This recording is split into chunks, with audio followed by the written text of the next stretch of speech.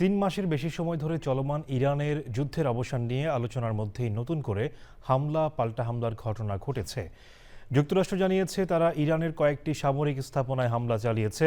এই হামলার জবাবে মার্কিন ঘাঁটি লক্ষ্য করে হামলা চালানোর দাবি করেছে ইরানের বিপ্লবী গার্ড বাহিনী আইআরজিসি। তবে কোন ঘাঁটিতে হামলা চালানো হয়েছে জানানো হয়নি। বিস্তারিত জানাচ্ছেন আমিনা রহমান সুপ্তি।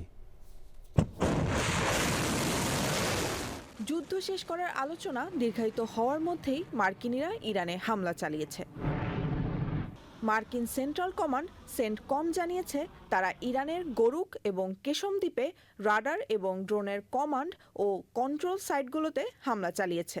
ইরানের বিমান প্রতিরক্ষা ব্যবস্থা, একটি গ্রাউন্ড কন্ট্রোল স্টেশন এবং দুটি ড্রোন ধ্বংসের দাবি করেছে মার্কিন সামরিক বাহিনী। ইরানের বিপ্লবী গার্ড বাহিনী আইআরজিসি জানিয়েছে প্রতিশোধ হিসেবে তারা মার্কিন বাহিনীর ব্যবহৃত একটি বিমান ঘাঁটিতে হামলা চালিয়েছে, তবে ঘাঁটিটির অবস্থান জানা যায়নি।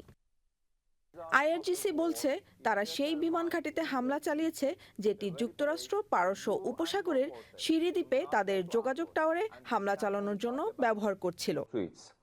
লেবাননে ইসরায়েলের ক্রমবর্ধমান আগ্রাসন বিশ্বব্যাপী নিন্দার জন্ম দিয়েছে এবং জাতিসংঘ নিরাপত্তা পরিষদে জরুরি বৈঠকের আহ্বান করেছে France. Amina Rahman Supti, channel I.